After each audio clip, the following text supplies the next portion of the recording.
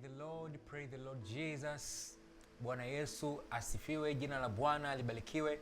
Leo tena ni siku njema, siku ambayo Mungu wetu ametujalia neema yake kwa ajili ya kusikiliza neno lake ambalo linatuweka huru, kama ndivyo yasemavyo katika Warumi sura 8 mstari wa 32 kwamba nanyi mtaifahamu kweli, nayo kweli itawaweka huru. Hiyo ni kutoka Yohana 8:32.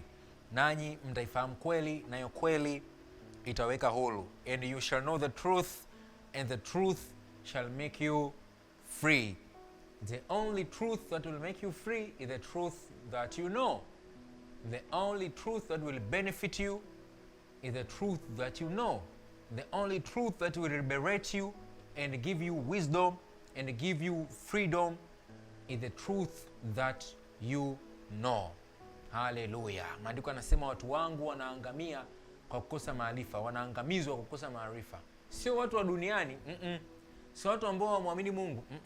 Anasema watu wangu, my very very people are destroyed because they lack knowledge.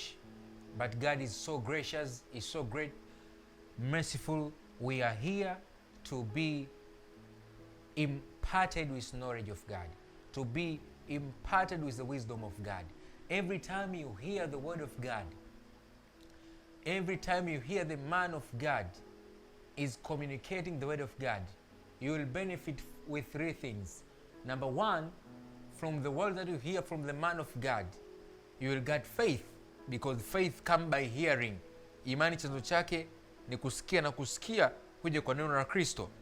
Namba mbili, utapata hekima. When we communicate the word of God, we are communicating divine wisdom of God. And number three, we communicate power. Maandiko yanasema injili yetu haikuja kwa maneno matupu, lakini ilikuja kwa nguvu na kwa dalili ya Roho Mtakatifu. So when you hear me, you will receive faith, you will receive power, and you will receive the wisdom of God. Tunaendelea na series yetu ambayo tumeanza wiki iliyopita, na wiki hii tunaendelea na mfululizo wa series kwa kadiri ambavyo Mungu atakuwa anatuongoza. Jina la Bwana libarikiwe. Tunajifunza kuhusiana na damu ya Yesu, na series hii inaenda na title inasema Understanding the Blood of Jesus. So my goals is to bring back the cross of Jesus in your life, is to give back the cross, the identity it deserves. Hallelujah. Kwa hiyo tunaenda kujifunza kuhusiana na damu ya Yesu Kristo. Na kipindi kilichopita nilikwambia kwamba leo tunaenda kujifunza kwamba damu ya Yesu, sababu yake ya msingi ni ipi? Nilikwambia damu ya Yesu ilitolewa primarily sio kwa ajili ya kutulinda sisi dhidi ya shetani, ni kwa ajili ya kutulinda sisi dhidi ya asila ya Mungu. The blood of Jesus was primarily offered as a sacrifice to protect us from God. Hallelujah. Naomba tusome kitabu cha Warawi sura ya 17 mstari wa 11. Maandiko yanasema, kwa kuwa uhai wa mwili u katika hiyo damu, nami nimewapa ninyi hiyo damu juu ya madhabahu, ili kufanya upatanisho kwa ajili ya nafsi zenu, kwani ni hiyo damu ifanyayo upatanisho kwa sababu ya nafsi. Narudia, kwa kuwa uhai wa mwili u katika hiyo damu, nami nimewapa ninyi hiyo damu juu ya madhabahu, ili kufanya upatanisho kwa ajili ya nafsi zenu, kwani ni hiyo damu ifanyayo upatanisho kwa sababu ya nafsi. For the life of the flesh is in the blood, and I have given it to you upon the altar to make an atonement for your souls.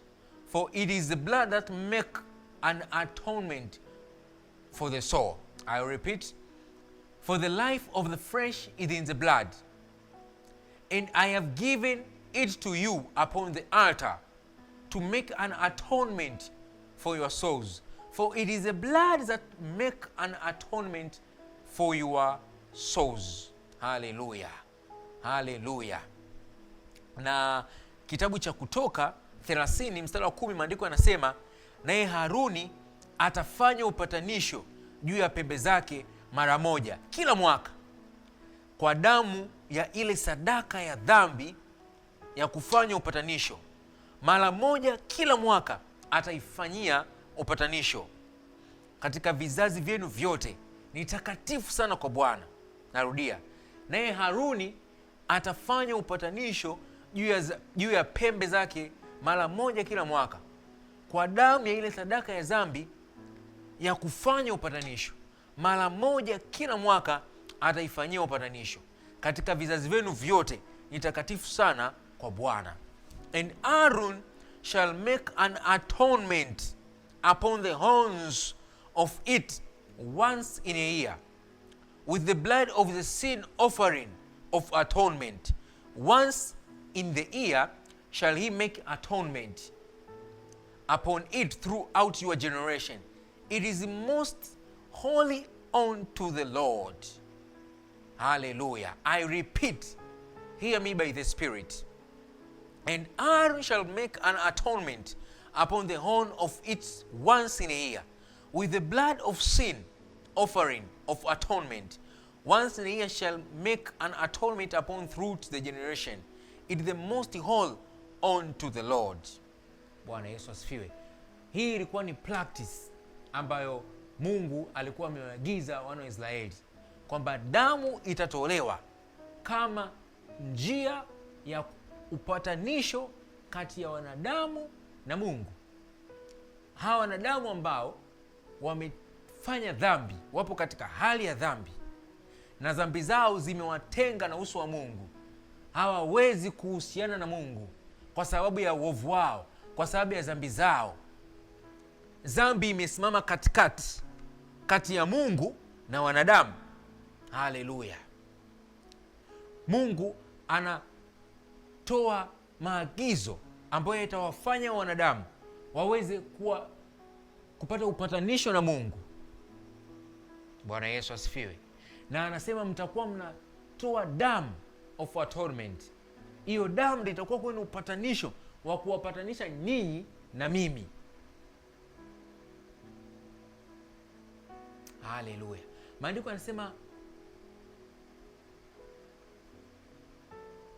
dhambi zetu zinatutenga na uso wa Mungu. Hazimtengi Mungu na sisi, zinatutenga sisi na Mungu.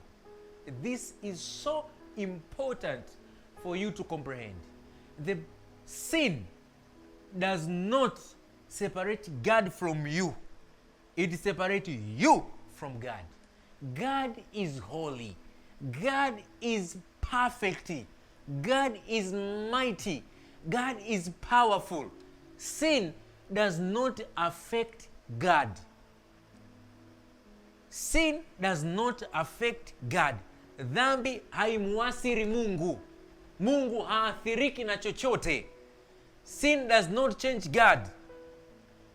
Kuna somo lililopita tulijifunza exclusive attributes of God. Pointi ya 3 katika exclusive attributes of God nilifundisha nikasema our God is immutable. That our God does not change. There is no anything that can change our God. Because if there is a thing that can change God, that means God is not God. Because for something to change you, that something must have a power over you. Kitu ili kubadilisha kinatakiwa kiwe na nguvu juu yako. Our God is self-existent one. Ni Mungu anayejitosheleza. Dhambi, sisi tulikuwa na Mungu hivi. Dhambi ikaja ikatukaa katikati hapa, ikatuweka sisi mbali. Haleluya. Sasa ili sisi tulio mbali tuweze kuja kuwa tena karibu na Mungu, inatakiwa hii dhambi ishughulikiwe. Sio shetani, dhambi.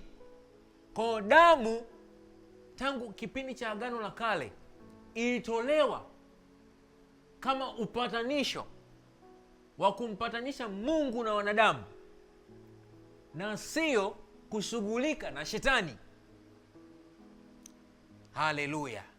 The primary purpose of blood of Jesus, it is to walk between us and God. Ndio maana maandiko yanatueleza jinsi Mungu alivyokuwa na upendo. Anawaambia wana Israeli, licha ya kwamba mna dhambi, lakini natamani mwe na ushirika na mimi. Natamani mimi na nyinyi tuwe tuna upatanisho. I need peace between me and you because I love you dearly. I love you with endless love. But dhambi inazuia mimi kuhusiana na nyie. Why? Kwa sababu I am a just God. Mimi ni Mungu mwenye haki. And I hate sin. I don't hate you. Siwachukii ninyi, ninaichukia dhambi. Kwa sababu ninyi mmefanya dhambi, I have to punish you. Hallelujah. I'm punishing you not because I hate you, but because I hate the sin in you. But now, I don't want to be far from you. I want me and you to be close. Kwa hiyo, ili kuweza kudili na hii dhambi ambayo inawatenga ninyi na mimi, mtakuwa mnatoa damu, na kuhani atakuwa anaingia patakatifu katika ile madhabahu mara moja kila mwaka na kutoa damu kama upatanisho, na mimi nitakubali taifa zima. Haleluya. Hayo ndio yalikuwa maelekezo ambayo Mungu amewaambia wana wa Israeli na kuwaagiza makuhani wafanye hivyo. Haleluya. Ndio maana kwenye Walawi nimekusomea Walawi 17 mstari 11, kwa maandiko yanasema, kwa kuwa uhai wa mwili katika hiyo damu, nami nimewapa ninyi hiyo damu juu ya madhabahu. Damu walipewa wana wa Israeli kwa ajili ya madhabahu, maana katika madhabahu ndipo upatanisho unatokea. Haleluya. Ikiwa mimi nina uadui na mtu fulani na tunatakiwa tupatanishwe, lazima tuende mahali fulani ambako tutaweza kupatana. Wana wa Israeli waliambiwa kuna upatanisho unatakiwa ufanyike kati yenu ninyi na Mungu, na huo upatanisho inatakiwa ufanyike katika madhabahu. Lakini kwenye madhabahu kusipokuwepo na damu, hakuna upatanisho. Mungu anasema nimewapa ninyi hiyo damu juu ya madhabahu ili kufanya upatanisho kwa ajili ya nafsi zenu. Kwani ni hiyo damu ifanyaye upatanisho kwa sababu ya nafsi zenu. Damu ndio ambayo inafanya upatanisho kati ya dhambi zenu nyinyi wana Israeli na Mungu. Inafanya upatanisho kati yenu ninyi na mimi, sio matendo yenu. Maana matendo yenu tayari mmeshafeli, hamwezi. Lakini hiyo damu ndio itafanya upatanisho. Na kwenye Kutoka 30:10 Mungu anaonyesha jinsi ambavyo Haruni kuhani atakuwa anafanya. Anasema Haruni atafanya upatanisho juu ya pembe, maana yake pembe za hiyo madhabahu, kila mwaka kwa damu ile sadaka ya dhambi ya kufanya upatanisho. Kwa kila mwaka walikuwa wanaingia madhabahuni, wanatoa damu pale, na hiyo damu inafanya upatanisho. Mungu analilizia taifa. Haleluya. Haleluya. Hiyo ilikuwa ni agano la kale. Sasa katika Waebrania 9:12 maandiko yanasema, wala si kwa damu ya mbuzi na damu ya ndama, bali kwa damu yake mwenyewe aliingia mara moja tu katika patakatifu, akiisha kupata ukombozi wa milele. Hii inazungumzia kuhusiana na Yesu Kristo, mjumbe wa agano jipya, ambaye damu yake inanena mambo mema. Maandiko yanasema Yesu Kristo mjumbe wa agano jipya, kwa damu yake yeye mwenyewe, sio kwa damu ya mbuzi, sio kwa damu ya kuku, sio kwa damu ya ng'ombe, kwa damu yake mwenyewe. Yesu Kristo aliingia mara moja tu patakatifu, akiisha kupata ukombozi wa milele. I will read in English. Neither by the blood of goats or calves, but by his own blood he entered in once into the holy place, having obtained eternal redemption for us. Maandiko yanasema zamani walikuwa wanatoa hii damu kila mwaka kwa ajili ya upatanisho kati ya Mungu na taifa, na Mungu anawalizia pale wanapotoa hiyo damu. lakini Kristo Yesu mwenyewe akaja kwa damu yake mwenyewe sasa kama kuhani mkuu, sio kwa damu ya ng'ombe wala mbuzi, kwa damu yake mwenyewe, yeye anayestahili, ambaye damu yake haina dhambi, aliingia patakatifu akaweka ile damu, na Mungu akatulizia sisi wanadamu. Na maandiko yanasemaje? Alipoingia patakatifu na kuweka ile damu, maandiko yanasema he obtained eternal redemption. We have eternal redemption. Hallelujah. Ndio maana what you have to do is to know what the blood of Jesus is speaking for you. Sio kuomba najifunika damu ya Yesu Kristo. The only reason you are covering with the blood of Jesus, you pray to cover yourself with the blood of Jesus each day, morning, in the noon, in the afternoon, in the night, it is because you don't believe kwamba Yesu aliingia patakatifu akatoa damu yake mara moja na kupata ukombozi wa milele. Maandiko yanasema alitoa damu yake mara moja na akapata ukombozi, sio ukombozi wa milele.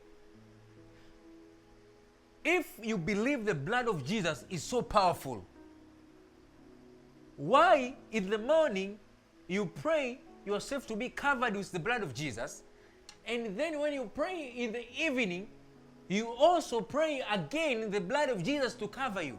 If this blood is powerful, ulishajifunika asubuhi, there is no point ya kujifunika tena jioni, because this blood is powerful. Hallelujah.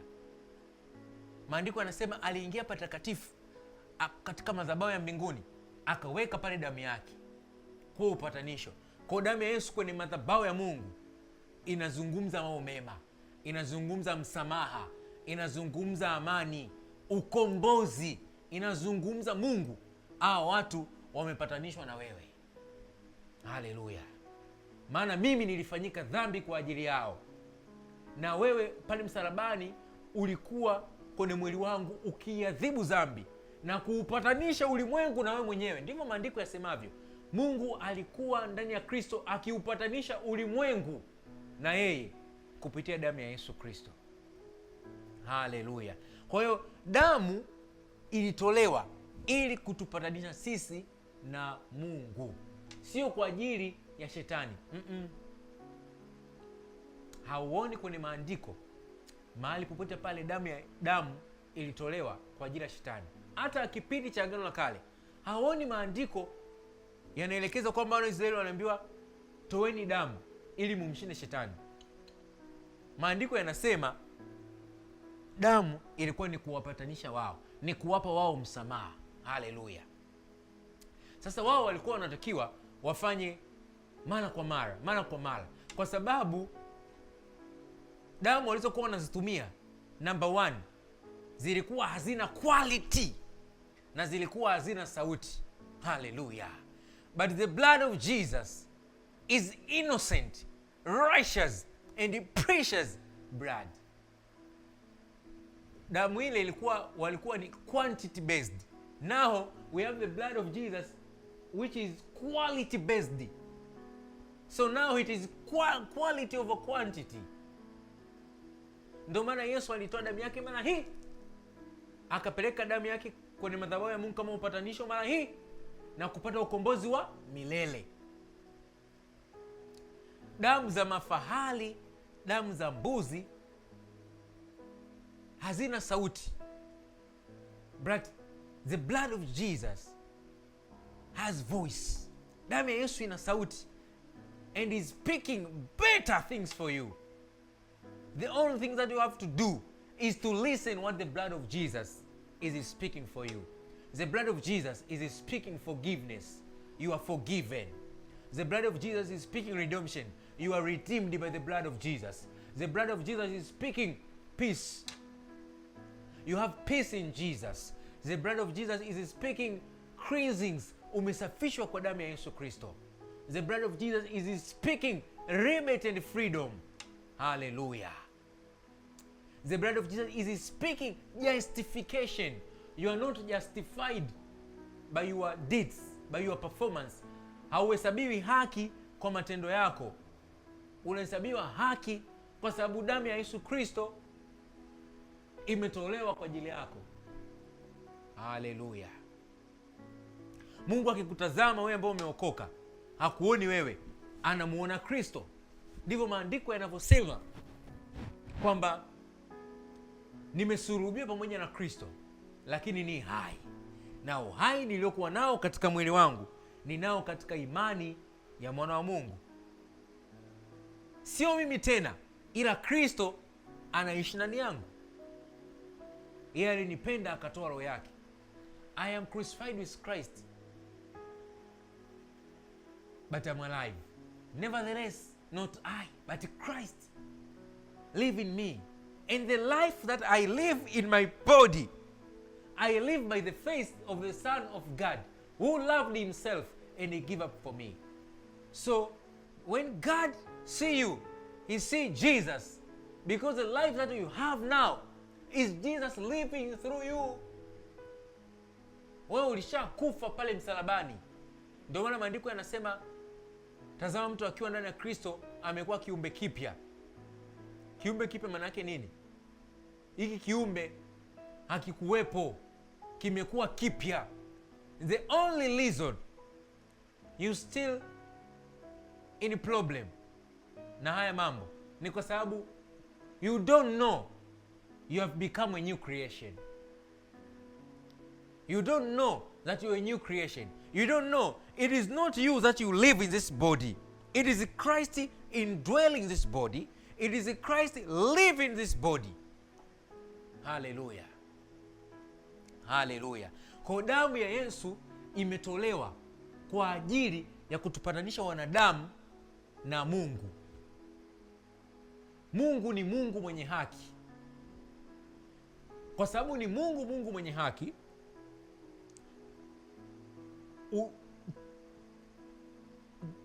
dhambi ilikuwa inampa shetani nafasi ya kutuhukumu mbele za Mungu. Kila mara shetani alikuwa anaenda mbele za Mungu na kusema, Mungu, wewe ni Mungu mwenye haki. Mungu anasema ndio. Ona huyu mtu amekosea. Na kwa sababu ni Mungu mwenye haki, shetani akisha bring a case, akishaleta kesi ya madai namna hiyo, na Mungu akiangalia kwa nini umekosea, unaadhibiwa. Kwa sababu shetani analeta mashtaka na kweli umekosea. Kwa dhambi inaondoa sababu ya shetani kutushitaki mbele za Mungu. Kwa sababu gani? Damu ya Yesu inaondoa dhambi ambayo ilikuwa inampa uhalali shetani wa kutushitaki mbele za Mungu. Shetani hana kitu kwangu. He find nothing in me. Akija kwangu na kunishtaki, namwambia, unayemtafuta hayupo, alishakufa miaka 10 iliyopita nilipomwamini Yesu Kristo kama Bwana na Mwokozi wa maisha yangu. Now is Christ living and I am forgiven, not because I'm perfect, no, because God by his gracious he choose to forgive me. Hallelujah. Kwa damu inatulinda sisi zidi ya accusation ya shetani anayoleta mbele za Mungu. Bwana Yesu asifiwe. Leo mtakatifu ananikumbusha jambo moja. Sababu watu wengi wanaomba kufunikwa na damu ya Yesu ni kwa sababu Kutoka 12 maandiko yanasema, Kutoka 12 maandiko yanasema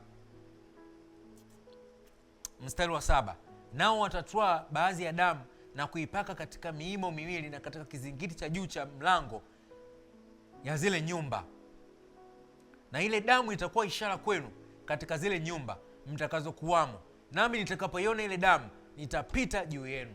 Haya ilikuwa ni maagizo ya Mungu kwamba mtapaka damu katika miimo na katika vizingiti vya juu ya milango yenu. Nami nikipita nikiona hiyo damu, nitajua hao ni watu wangu, sitapita kuwaangamiza.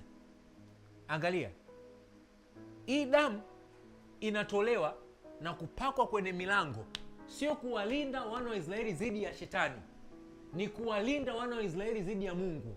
Maana Mungu mwenyewe ndo amesema, nitamtuma malaika wangu apite.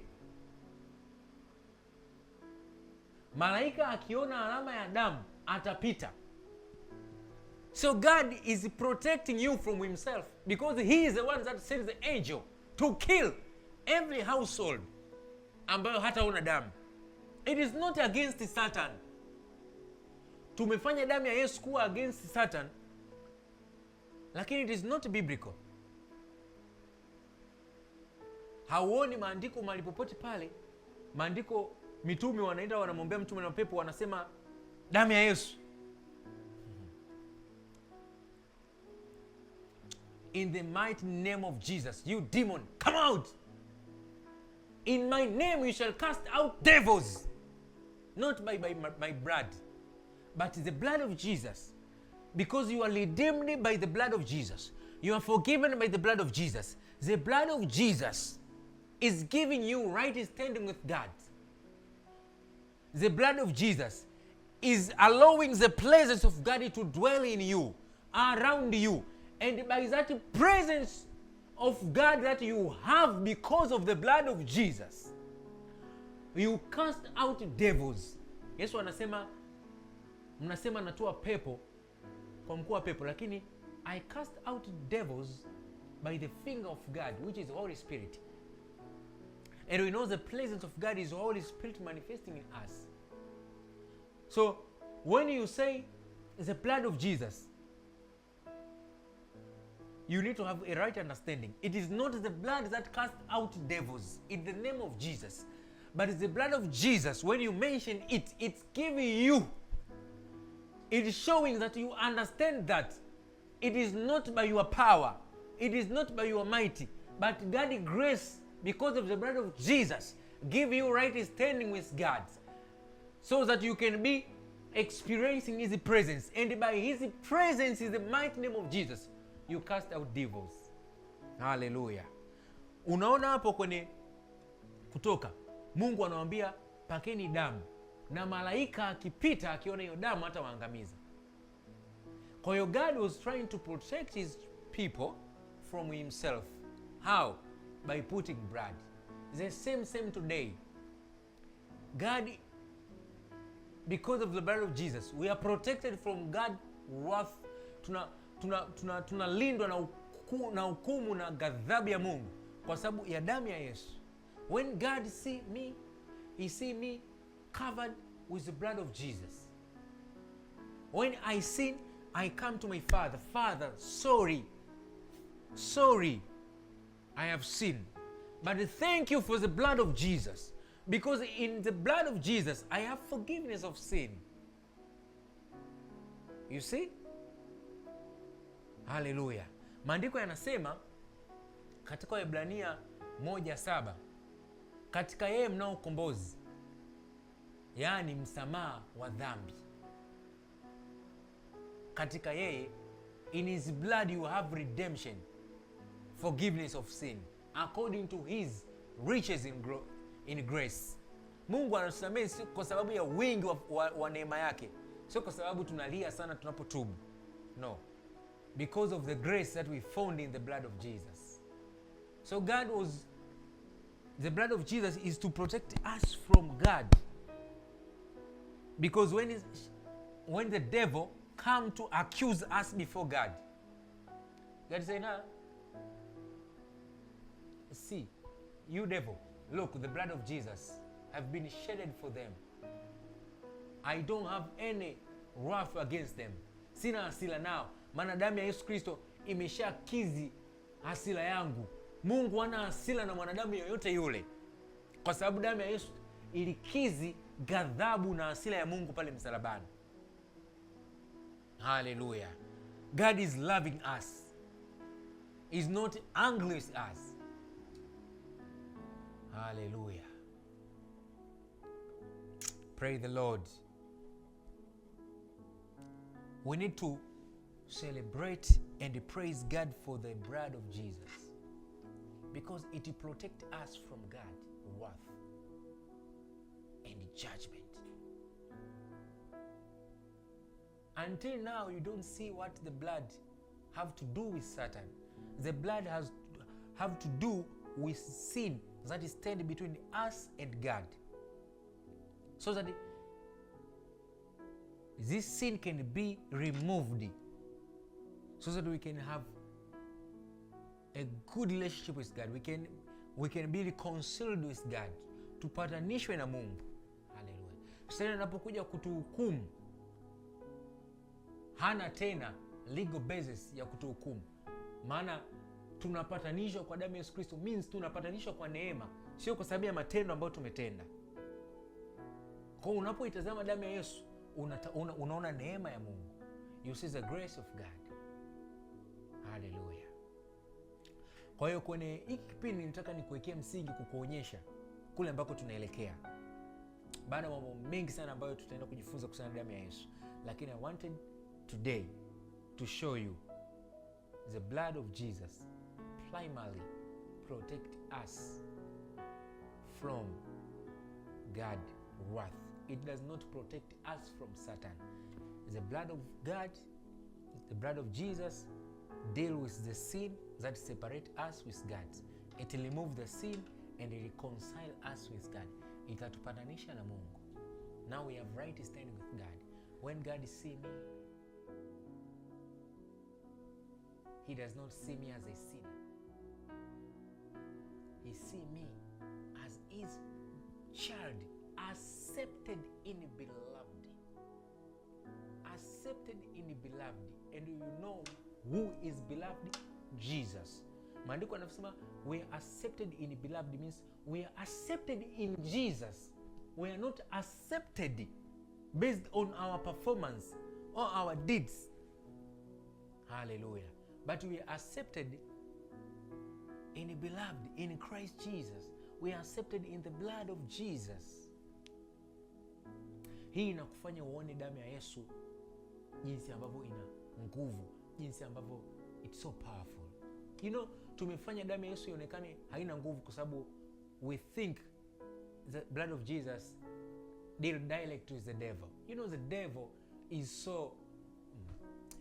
so weak, is so small. Maandiko yanasema hivi, let me tell you, siku ya mwisho tutasema hivi, is this the man that deceived the whole world? Kwamba huyu ndio mtu ambaye ameudanganya ulimwengu wote. Yaani tukiwa kule mbinguni, shetani pale amefanywa hukumu yake, anatupwa kwenye ziwa la moto. Maandiko anasema tutakuwa tunasema, yani kama vile mtu anataka kushika hivi, tunataka twende kwa shetani kwamba wewe ndio ulikuwa unadanganya ulimwengu. Kwa nini? Tutamuona shetani katika uhalisia wake. Kwamba we thought this guy is so powerful. But kumbe ndio upo hivi. Ndio maandiko yanasema. Tutasema huyu ndio alikuwa anadanganya ulimwengu. Kwa sababu tutasema mbona he is just a weak, he is nothing. That's why you don't think the blood of Jesus was offered because of Satan. It was offered because God wants to reconcile us from himself by removing the sin that separate us from him. Hallelujah. And when you see the blood of Jesus in this way, ndio unaweza kuanza kumuona shetani katika namna hiyo. Unamuona shetani mkubwa kwa sababu hata damu ya Yesu unaamini ilitolewa kwa ajili ya shetani. No.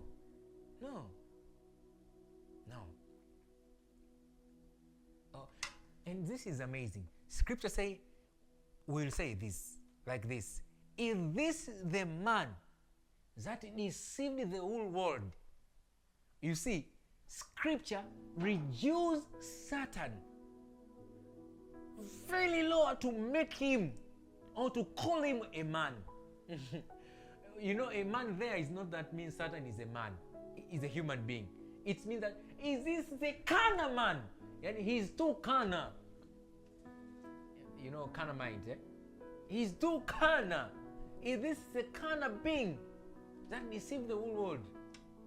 Tutamuona vile alivyo. But to have victories, you have from now to see Satan as he is. He is just a poor guy. Poor guy. Poor guy. Maandiko yanasema Yesu aliwapa wale wanafunzi wake amri waende huko wawili wawili. Maandiko yanasema walivyorudi wakasema, Yesu, tumeona shetani tumeona pepo wanatutii. Yesu akamwambia, na mimi nilimuona shetani anaanguka.